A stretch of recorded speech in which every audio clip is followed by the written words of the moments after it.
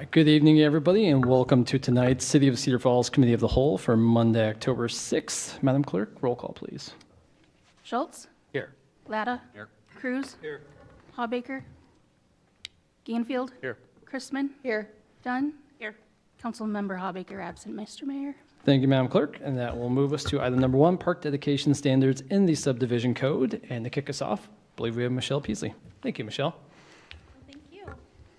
It is my pleasure to introduce to you today Rita Trapp, AICP, the Vice President of HKGI. She received her Bachelor's of Science in Land Use Geography and Economics at University of Wisconsin. Rita has been with HKGI since 2003. She has helped HKGI grow in their planning services, zoning ordinance updates, and comprehensive planning portfolios. She has worked with the City of Johnson, Iowa, to adopt a park dedication, and HKGI was hired to work on our Parks Master Plan and Park Dedication Ordinance. Now I'll turn it over to Rita Trapp. Thank you, Rita. Good evening. It's a pleasure to be in front of you today. The focus of this evening is to provide an update and introduction to the park dedication overview that we've been working on in concert with the Parks Master Plan. As you may know, just to make sure everybody's on the same page, park dedication is something that cities can require. There are some limits, so I'm getting used to the microphone. Some limits. Cities may use this to require a reasonable portion of buildable land to be dedicated to the public or preserved for future use.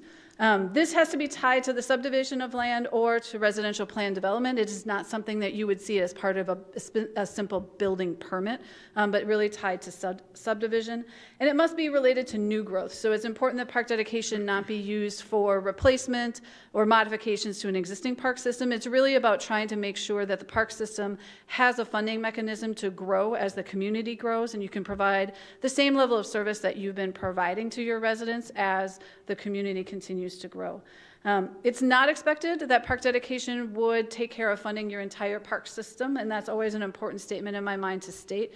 There's never a way to set the fees at a point that you can collect enough or enough land to create all of this, but this can be a tool in your toolbox, and that is something that was referenced and included in the Parks Master Plan as well. There really is limited state guidance. It's really kind of one line in state statute that gives you the authority to do that. There is case law that provides a little bit more context, but there isn't a lot that we rely on. And so we worked with your staff and your city attorney to make sure to draft a park dedication ordinance that seems to be defendable. We also had been involved, as Michelle said, in the city of Johnston, Iowa, and we also looked at precedents in other communities across the state to try and make sure that we kind of were in line with where people were comfortable, but always the ultimate decider is having the city attorney review it and make sure that it's something that they feel is defendable. So your current approach, there are 3 places in the code currently that do include some reference to the dedication of park or land or trails. As you can see, it's in the section improvements, minimum standards for design of subdivisions and park and recreational areas. If you were to go to those sections, they're very, very short. It really doesn't provide the guidance that you need in order to implement the park dedication as you may want to in the future.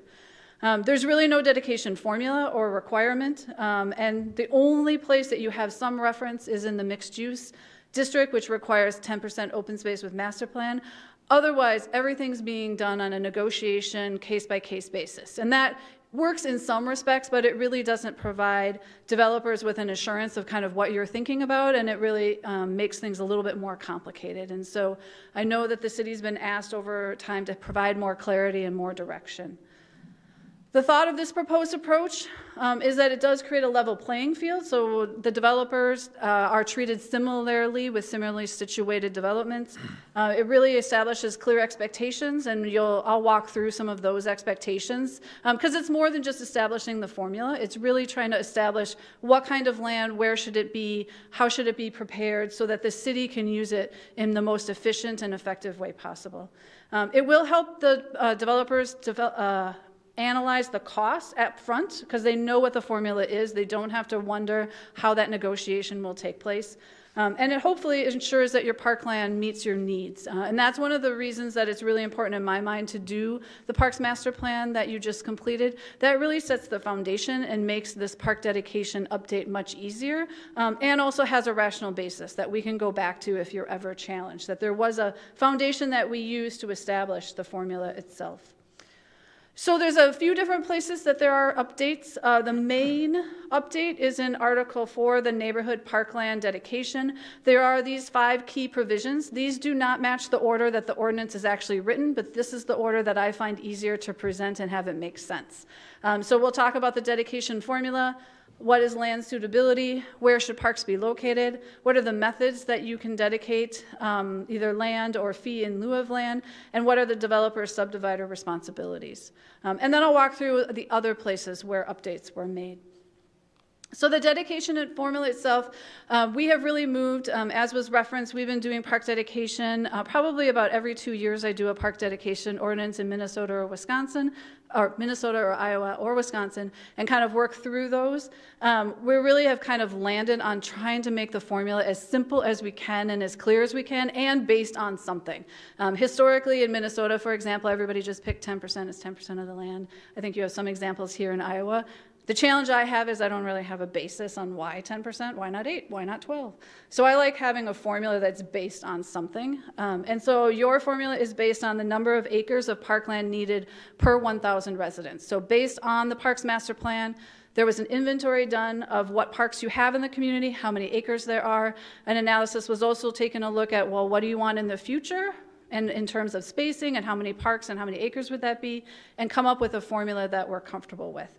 And then it's also based on the census. The census does calculate how many people per household, so we do want to have some differentiation between a single-family home that has more people per household and a multifamily resident and how many people per household. And so we use those two combined to create the formula.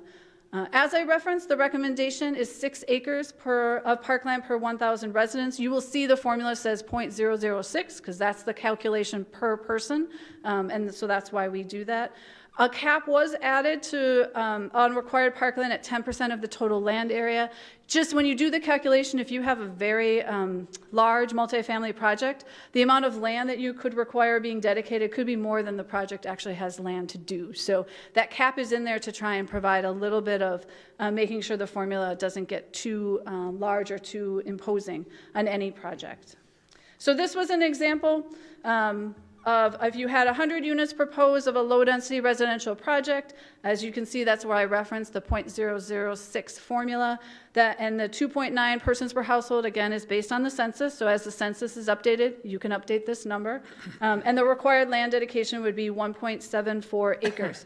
And this, just for comparison, is related to, I believe it's Overland Park. I wrote this down. Is that Overland? I got it right. Overland Park. That's just to give you a size. That's kind of what that size park is. In terms of land suitability, this is where we go beyond kind of just the foundation of here's the formula, give us the land.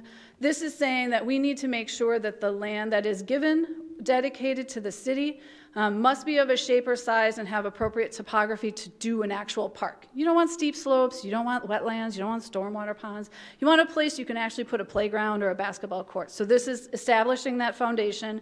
It also is requiring street frontage because you want people to be able to see it and access it. If they're tucked behind a whole bunch of neighborhoods, then neighborhood houses, then what happens is it kind of becomes their private park. And that's really not our intention. So that's why we wanted to have a street frontage requirement. And then this second part of credit will not be given. So this does not mean that if someone wanted to dedicate land for a park and they wanted to include any of these features, they would be allowed to. You could decide if you wanted to accept it or not, but we're not going to give credit for it.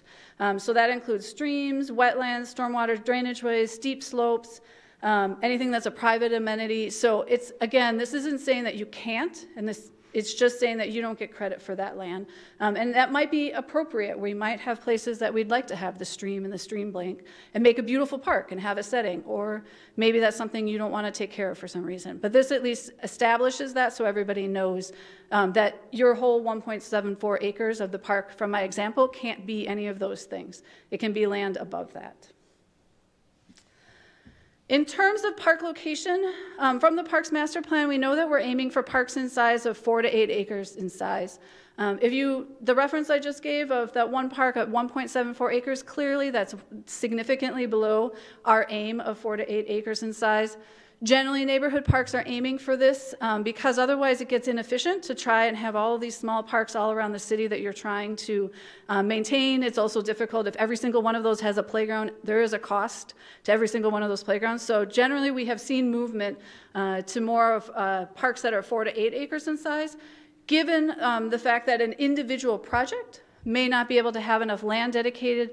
We do have reference to trying to put them at the edges of the subdivision so that you can combine land together to make these larger parks that you're really looking for. I clipped out the neighborhood parks reference. This is just the guidance from the Parks Master Plan. So this is where the Parks Master Plan and this ordinance tie together. You have the language in your Parks Master Plan that you can refer to that describes what's intended with a neighborhood park. Dedication methods. The primary dedication method that's anticipated would be land dedication. The alternatives that can be requested would be payment of fee in lieu of land or a combination of fee and land dedication. Those are things that would be evaluated on a case-by-case basis. The important part of this slide is really the map. You'll see, you don't have to read the map, but you can see on the map that there are districts with numbers. It's important that the park, if there is a fee in lieu of land, that funding goes into a specific area fund pool and that the money would be used within those districts. So in the Parks Master Plan, we established where those districts are. Those districts, our boundaries are waterways, major roads, railroads, things that are difficult for people to cross. And so the intent would be that this map is used in concert with the fee in lieu of, so that you would have, if you did receive fee in lieu, you would try and either add amenities to an existing park, or you would purchase land for a new park, or you would build a park in that same area, because that would be a walkable distance for the families that are living in that area. The last element that I wanted to talk about are developer responsibilities. It's not enough to just give the land. We want to have it prepared similar to how the other land is prepared in the development. It's most efficient to do it at the same time they're doing all of the other work. So the kinds of things that we included were utility connections if they're deemed needed. So if you need power or if you need water because you're going to have a water fountain or lights, that would be taken care of. A public sidewalk is provided because you want to have that connected system. They should be putting sidewalks in other places in the development. Pedestrian connections to nearby trails or through block sidewalks as needed. If they have a long block, it's nice to have a way that residents from other blocks can access your park. And then prepare the site to city specifications. That could be grading, though if you have a really treed lot, you might not have them grade a lot. So that's why that says to city specifications. That covers what's in the neighborhood park dedication section. Related city code change-wise, you can see there's a few other places that we needed to make changes. In section 22, the definitions, we needed to add some more park-related definitions, and you can see those in the draft ordinance that you have. In improvements, we just added a new minimum standard that includes parkland, and again, many of these were clarifying and establishing consistent terminology, making sure it all says Parks Master Plan, making sure it's referring to the same terms that we're using. And then parks recreational areas, we're going to eliminate most of that section because we don't want it anymore. We want people to go to the parks dedication section itself. And then in the zoning code, there's just a couple of changes, and they are related to the planned residence district and the mixed-use residence district. We want to just make sure that it is clear that the parkland dedication would apply. Those are kind of the two unique elements of when you have a development that may occur there. You may not have a traditional subdivision, but they are a planned development, so you have the ability to have parkland dedication occur there as well. So next steps, obviously consideration by the City Council. There'll be a public hearing set hopefully on October 20th for the November 3rd public hearing.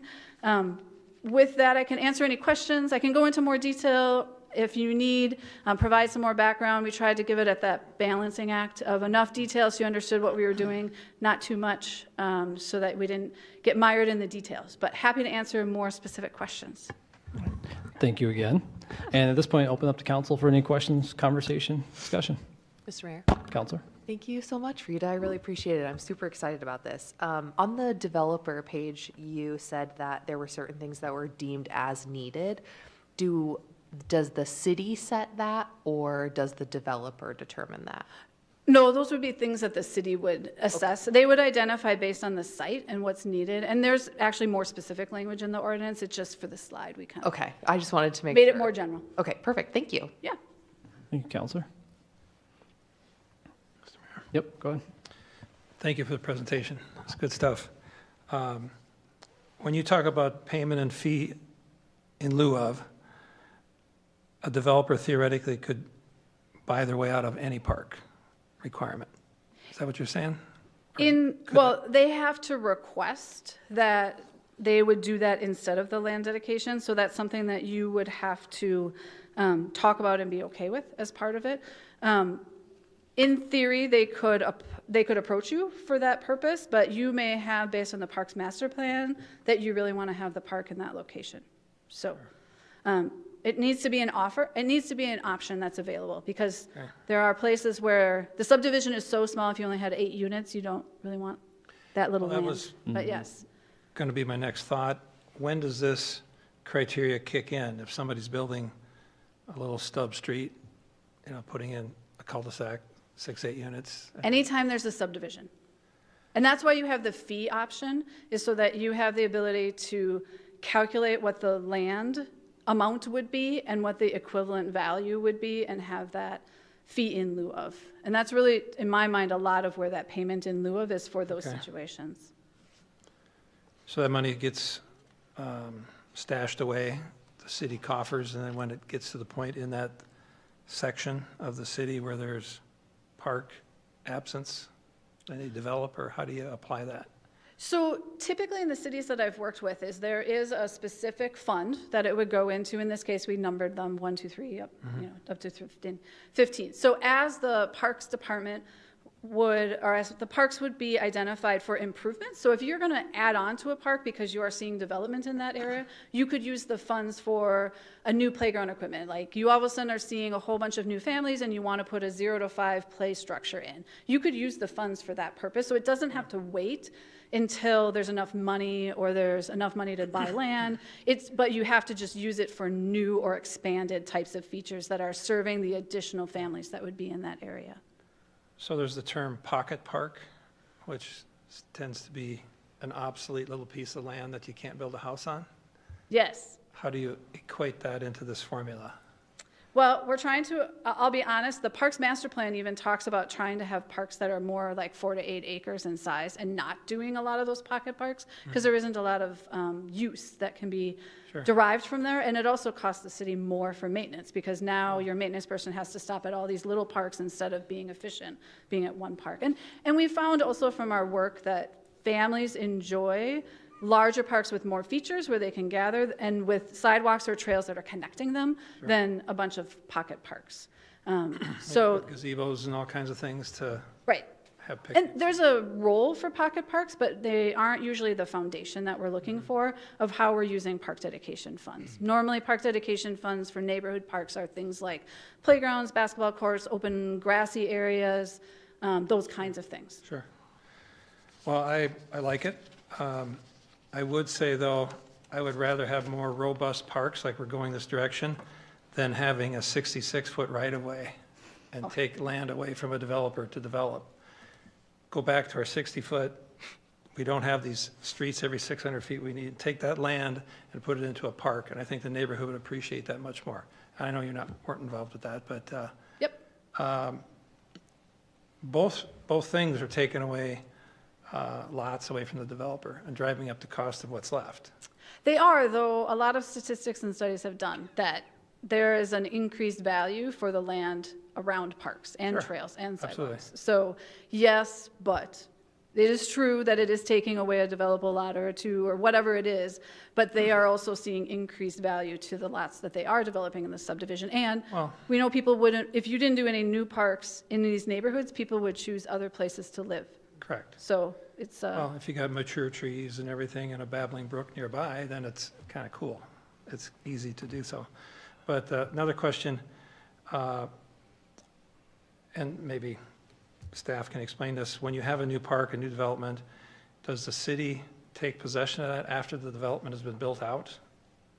Or is the developer on the hook to take care of that for X number of years past? You are right. That would not be my ability to answer how you process that part. Typically, we take possession at the final plat stage. That's where the lots are actually created for sale, and then anything that might be dedicated to the city happens with that. So the park has to be built out and could be built out before all the lots are sold and developed. Is that what you're, What do you mean built out? all the homes built and all the lots? Say the developer plots out 100 lots. And then the way you describe it, they're platting it, and here's the sticks in the ground, and, you know, you got the lot, visible lots.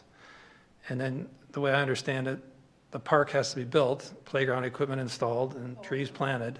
No? No. So what we're asking for is them to dedicate the land, and maybe they have to grade it and seed it, but the city actually is the one that develops the park features after the fact that it's dedicated to the city. But I think a lot of those things, depending on where the park is located, an example, you know, every subdivision is different. We can address that in the deed of dedication and have it specific to that subdivision. Say there's a whole bunch of lots that are developing around the park.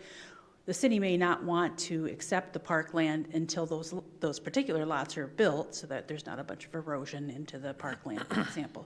So those kind of details we can work out with the developer at the time of the subdivision. So in the first year or two or whatever, the developer's mowing the lawn and taking care of the vacant area that will be the park, is what you're implying.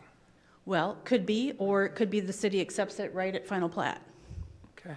Yeah, because final plat would be before the construction starts. Right. So we could Right. actually have it before all the construction starts up. Yeah. This just gives I'm sorry, Go ahead, Council.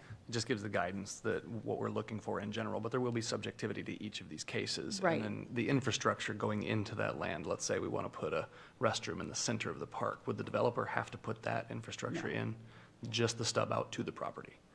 Right, right. Yeah, we're not asking them to actually develop, like, for example, next to Aldridge School, that land Right. is sitting there waiting for the city to develop it more as a parkland. But yeah, we wouldn't expect the developer to put in the features of the park. Parking lots or anything like that then? Yeah. Okay. Good deal. I will say one thing I do like a lot about this is that it helps make sure even the smaller developments, if it's just 8 homes, they're still at least contributing to the cost of that park in the future, even if it's built on someone else's lot. So it helps to make sure all the homes being built help contribute to making sure we've got the nice park space available. I do have one quick question, just for fun, if I may. Anybody else? Well, I've got a question. We'll come back to you, Daryl. Okay. That was very nice, Rita. Thank you for presentation. On, to follow up on Daryl's question regarding the payment of fee in lieu of the land, you said, well, that would come back to you. Does that come back to us, or comes back to P&Z, or if it meets The payment in lieu is something that, the decision to take payment instead of, that's part of the actual subdivision process. So as part of the entire subdivision process, as part of the preliminary plat or the development, if it's a planned residence development, you would be engaging in that conversation. And I believe it's set up to have recommendations along the way from like the parks and planning about that. But okay, all right. those are things that are part of the actual development I process. just wasn't sure who it goes back to you was, so. Yeah, it's collective you at the city The council. collective you as the city, okay. Yeah. And I think the specific wording director it directly kind of says that the intent isn't for it to be an out. So if a developer just doesn't want to do park space, they can't just say, I'll just give you the money. It's intended to be in situations where they maybe can't do a park or where it's not a lot that's sizable enough. But the intent is you want the park space, but if it needs to be the payment in lieu Build up of, cash gives the to- option. And yeah. yep. Or if we know we're going to build a park in the adjacent development, we wouldn't want them to build one if we're going to do it there. Okay, thanks. Mr. Mayor. Yep, go ahead. Rita, thank you for the presentation. Yes. I'd be remiss, since you're from Wisconsin, to mention that Iowa plays Wisconsin this week and go Hawks. Question for Director Sheets. How often do we run into the scenarios where we look more at the fee in lieu of versus the actual development of a park in a subdivision? Is it relatively common that that happens for us? Well, right now, I guess not really, because we don't really have a standard that we would even be able to apply that. So maybe are you asking maybe what our expectation might be going That is what I'm forward asking, more? yes. Okay. Well, I think like was mentioned by the mayor, we would see it being, we would not see that as frequently. We really want the land dedication to happen because as a neighborhood's developing, you want the parks in the neighborhood. So what you'll see in the ordinance coming before you will be criteria about appropriate situations to consider fee in lieu, so that we've explained that intent and some of the parameters around that, but also demonstrated it should be in only select cases. And if I heard you correctly, that's going to be taking place in the subdivision planning process of this, so that may not even make it to us as a decision point, if I'm understanding that correctly. Is that right? Well, the subdivision planning process is that it goes through the Planning and Zoning Right. Commission, and then comes to City Council. So yes, you would know Eventually. what the recommendation is on that. Great, thank you. Thank you, Counselor. Mr. Mayor. You might have anything? Okay, go ahead. Earlier in the presentation, you talked about per thousand Yeah. population. What was it, 6 acres? Or Yes, you had 6 acres of parkland per 1,000 residents. 1,000. Where, as a city, do we fall in that number? Because I took 41,000 times 6 acres, 246 acres. But how do you count like George Wythe? That's state So, park? And- there's a couple of things that happened is we did an analysis and we were really focused on neighborhood parks, not necessarily open spaces or really large community parkland. So there is an inventory that's kind of behind this that identifies all the parks that you have, and we looked at existing today and the future and tried to right-size that formula to make sure that it was nice. And as we look at other communities, it's kind of in line with what other communities are looking at. The challenge is if you get too high, it's challenging for you and developers to deal with it. So this number felt like the right number based on the acres you're seeing today and kind of what you're thinking about for the future. Did that answer your question? I was just kind of curious where we fall as a community across Iowa, across the Midwest, across your clientele where you work. You came up with the 6. For us? So the 6 is actually done by your analysis, not looking at anybody else's. We do that, we don't pay attention to others at first. We just literally take the analysis that was done in your parks master plan and say, okay, this park is a neighborhood park, this is a neighborhood park, how many acres does that make it?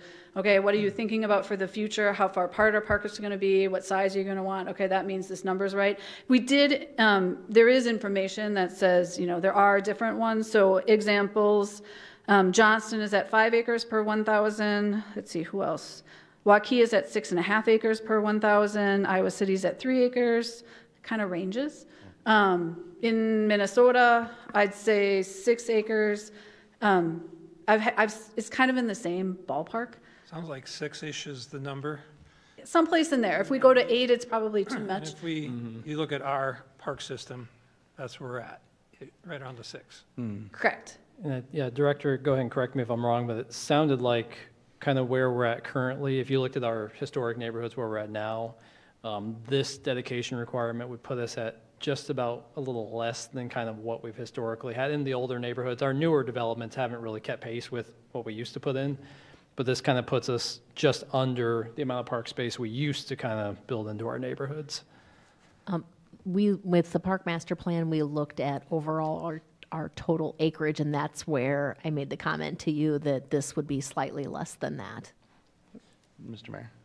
Yeah. Just a quick search on our site. We have over 1,000 acres inclusive of Hartman and George Wythe, but the neighborhood parks are where folks are saying they're lacking. So even though the number is maybe a little bit lower than our current average that includes George Wythe and those larger spaces, this number is going to get you more walkable parks in those districts. Blackhawk So I Park think as it's a well? good idea. I would assume so. It wasn't listed specifically, Yeah, but that's we have good. 1,000, so we're targeting 246 acres for our city size, but we have 1,000 acres of green space. It's just you can't get to it walkably from south side. So putting a neighborhood park makes sense.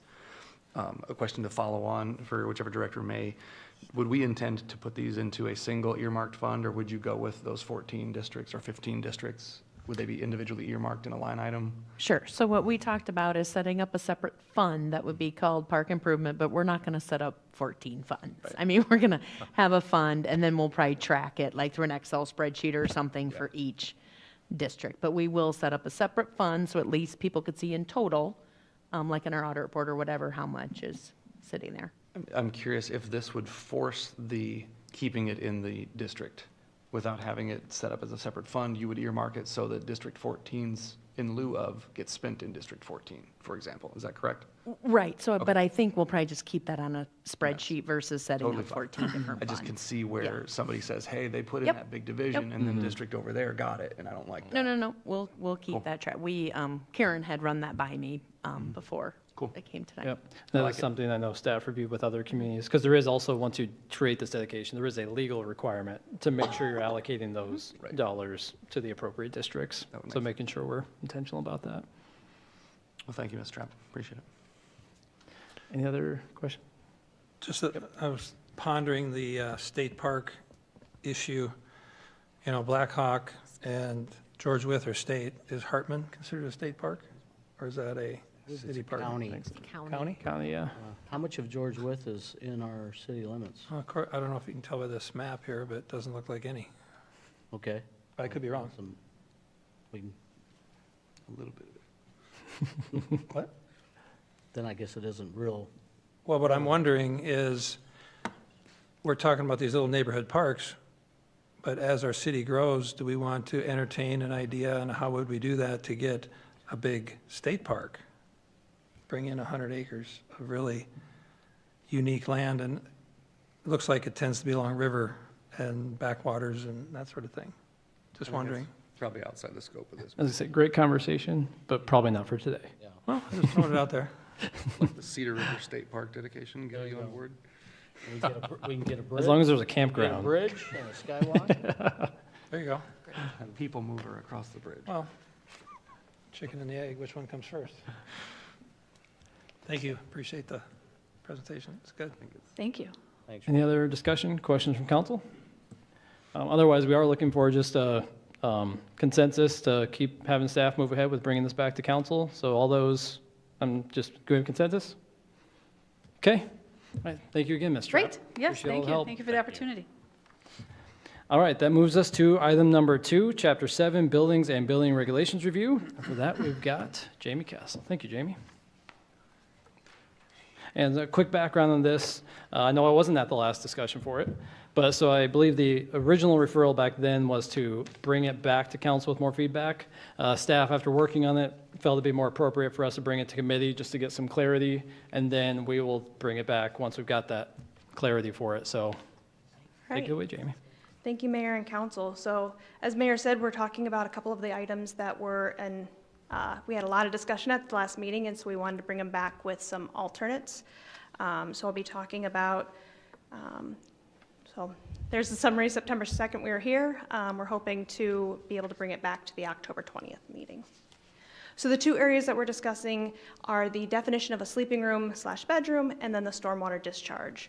And then we'll look for council direction on each of those. And my intent is to talk about each one individually, so I'll do the presentation on the bedrooms, we'll discuss, and then the other one. So the definition of a bedroom, as you'll recall, the initial originally submitted was any room that can be used for sleeping that contains a closet and a lockable door, also referred to as a bedroom. We went back, and this is our revision.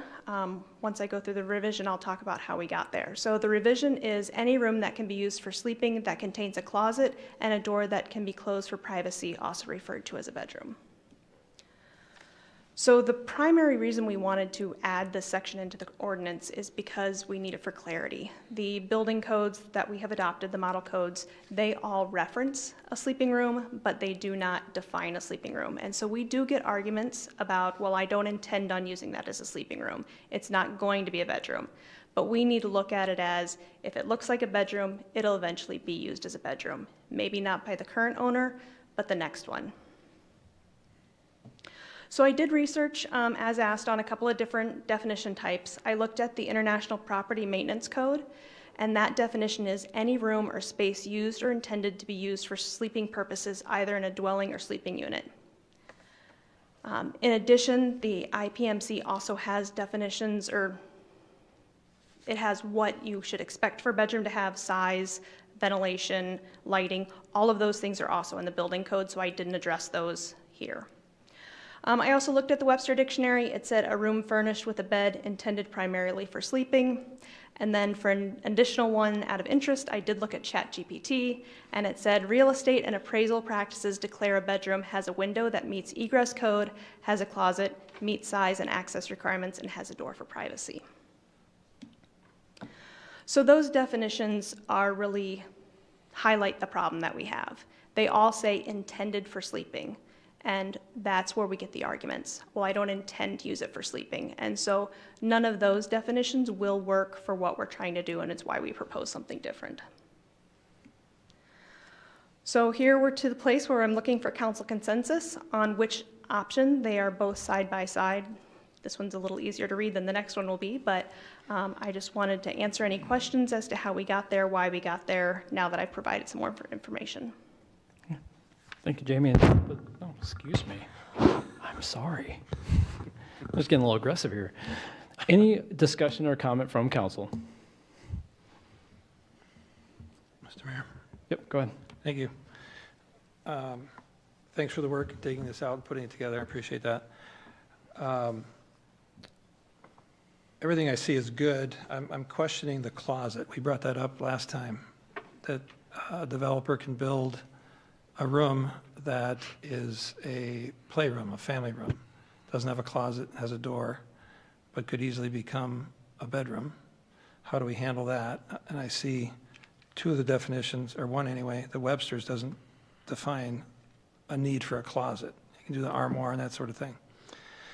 But even more of a concern to me, beyond what was listed here, is that if you're building apartments and townhomes, that if you have rooms that are built in such a way that they don't fit the definition of a bedroom, will become a bedroom, and then there's not enough parking for that rental unit to have. That's my concern.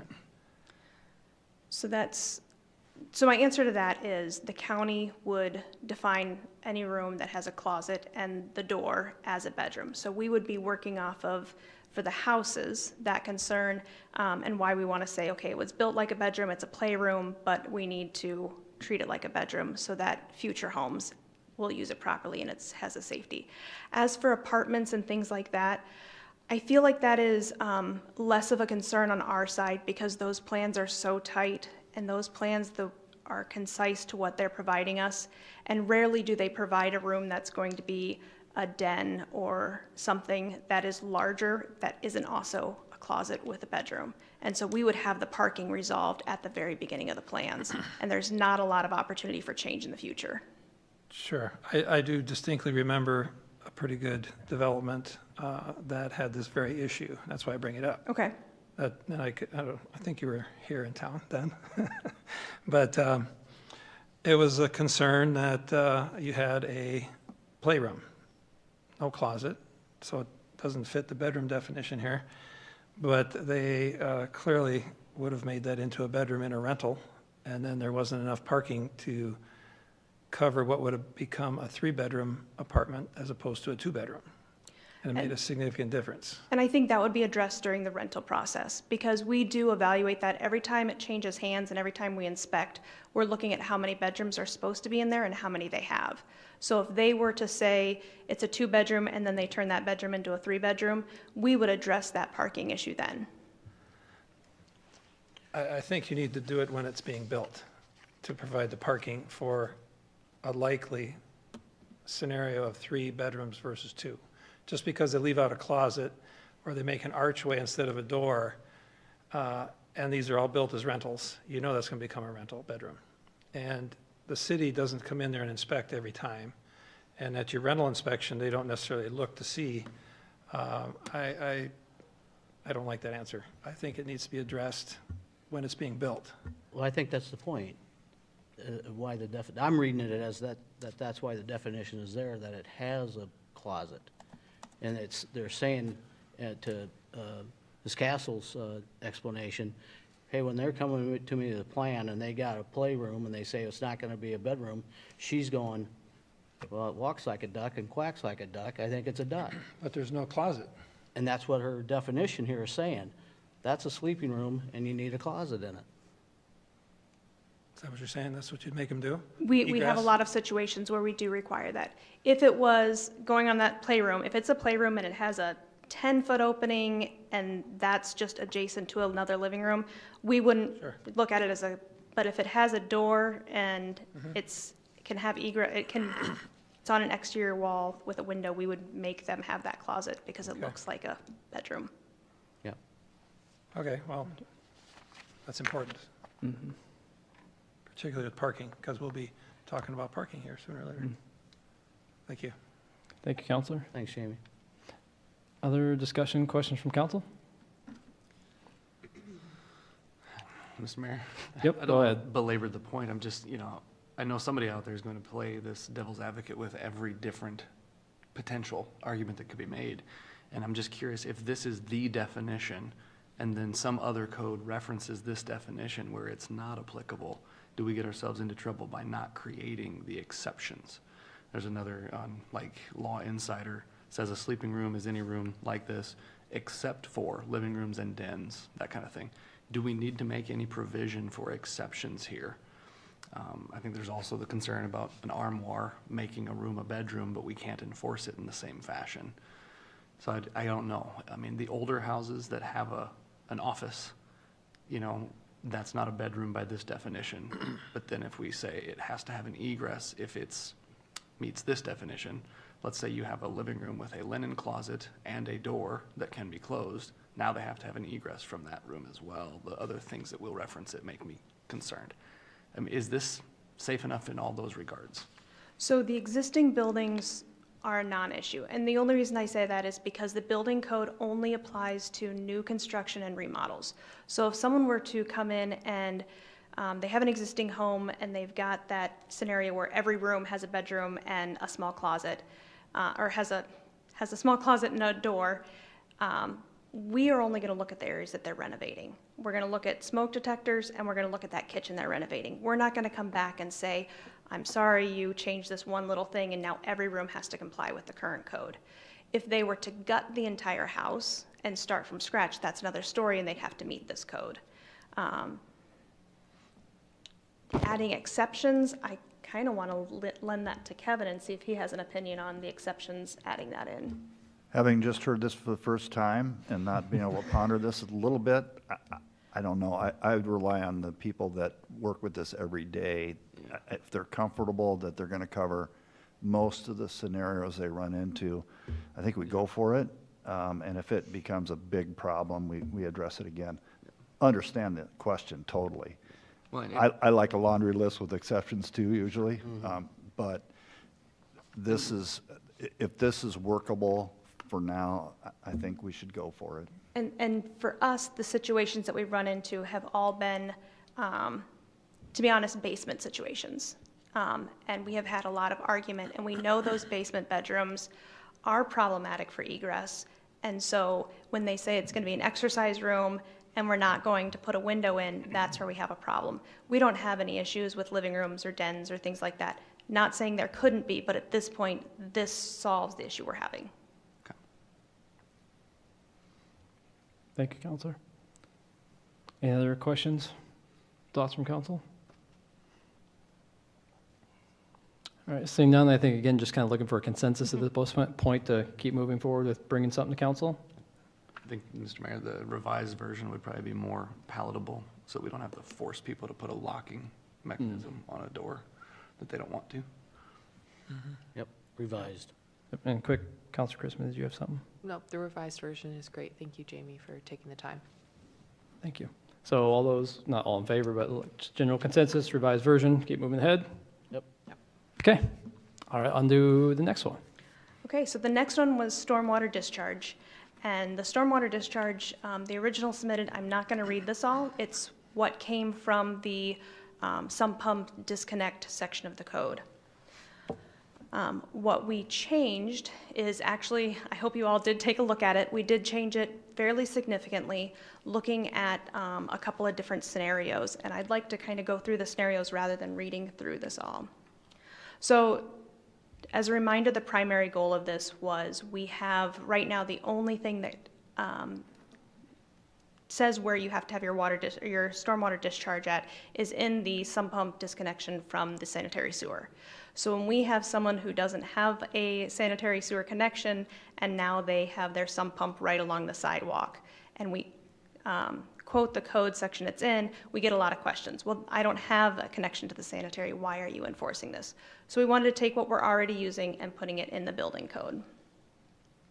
I do want to say if we use the revision, we'll have to amend it in 2 locations because I'm assuming you'll want to use the revision in the original location too. So explanation, the revisions allow for the existing properties to continue to surface drain if they already are, unless it causes a nuisance. We wanted to be able to still have the opportunity that if we've given them 4 or 5 different places to try to put that storm discharge, being able to still require attachment or connecting to the storm sewer. And then all new buildings, as we have already been doing in practice, have to connect to the storm sewer. However, it was brought up at the last meeting that there are cases where it doesn't make sense to have them connect there, so we would add an exception allowing for if it's right against a stormwater detention pond or a creek, or the lot is very large and they're not going to bother anybody by surface draining.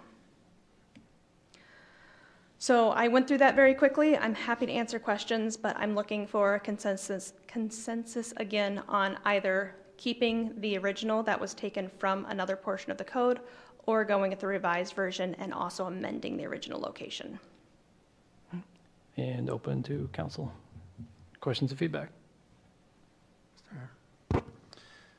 So thank you for the work here. As I'm reading this, you're saying any newly constructed building to which a sump pump discharge system is added. If I have a property where there is no sump pump needed, i.e. the footing drain goes out with the grade of the land out into the backyard and eventually into a ravine or some sort, then this wouldn't apply. Correct. Okay. That's the biggest point that I wanted to make, and I made up earlier.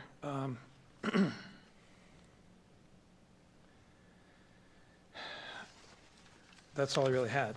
That's if there's an option, which you clarified there. Thank you. Okay. Thank you, Counselor. Yeah, Mr. Mayor, thank you, Jamie, for this. I do think this makes it much more clear, and to Kevin's earlier point, it's nice to have it explicitly stated so that there isn't as much argumentation possibility later. I think this covers those. So thank you very much for the thorough work in getting it massaged into, I mean, I'd like to say foolproof, but we'll see how that is. Yeah. So thank you for that work. I'm in favor of the revised version, clarifying that there are options for those that might need it. Oh, Thank you, Counselor.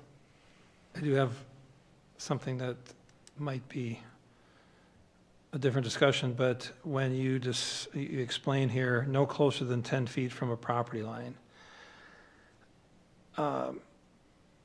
I can think of at least 3 cases in my ward where that rainwater, the sump pump discharge eventually goes into the street and the sidewalk, ices up, you got a sheet of ice. How do we handle that currently? So currently, well, first off, we reference a code that people argue with us. But then we work with them to see, okay, is there another option? Can you move it to your backyard so it's not directing towards the street? And even though it is the 10 feet, it's still causing a nuisance. And so that's what we emphasize. It's a nuisance. And that's why in the revised version, we did make it clear that if it is continuing to cause a nuisance, we have the opportunity to require it to be connected to the storm sewer if there is one. If there is one. If there's not, what's our solution? If there's not, then we have to, I mean, we've had a couple situations where we've had to really work with them, and it's ended up being in a backyard, and they're not happy with it because then their backyard is very wet, but it's not causing a public nuisance or a safety hazard on the sidewalk. If we have an area of town that has a multitude of these scenarios, is it something that Public Works should decide to bring up some, what do they call them, sub-drains along the streets and take care of that issue? Yeah, there's some areas of town that lack in storm sewer, and as we build some of these street reconstructions and alley projects, we're running storm sewer up in locations where it isn't. So to your point, yes, I mean, on a future project, we would look to get it up in those areas. Okay. Or Darrell, are you referencing the bioswales? No. Okay. Oh. Well, they become bioswales. Yeah. I mean, I can think of 3 right off the top of my head, where in the summertime, they're mowing through mud because the sump is pumping out, and others where there's ice in the street and sidewalk, and it's very dangerous. So I would think the city would have great liability if we allowed that to continue, to put ice on a sidewalk. Would we not, Mr. Rogers? We don't? Because we require them to remove it. Not necessarily.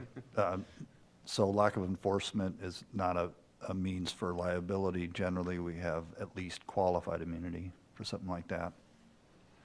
So it sounds like we do currently require them to, if it's a nuisance, we would Now, require them nuisance to is change different. it. Yeah. Yeah. So if, well, water from a sump going on a sidewalk and freezing and into the street and freezing, doesn't that qualify as a nuisance? That needs to be abated somehow? It does, and that's the circumstance that I was talking about where sometimes they end up having to put it in their backyard, and Sure. it's a fight because they have it in the front yard for a reason, but it's a safety issue, and so that's when we work with them and have to push to either connect it if they can, or move that to the backyard. There's yet another example just popped in my mind where the neighbor has their downspouts coming down, kick out away from the house 3-4 feet, and the grade of the land brings it right onto to this person's property. Yeah, and we get complaints on that too, and that would fall into the same thing. You can't be within the 10 feet and you need to direct it. Obviously, water is going to go where water goes, but we need to do everything we can to avoid that. And so if it's a downspout, they need to point it in a different direction rather than directly at the person's home. And most of the time that does resolve the concern from the neighbors that they've made an attempt to direct it elsewhere. Well, so they got to do pop-ups or some sort of methods to, okay, well, it's a little better than it was. Thanks, Counselor. Any other comments, discussion from council? All right, otherwise seeing none, look for consensus and to move ahead with the revised version, bring back to council. All right, seeing consensus, we'll move ahead with that.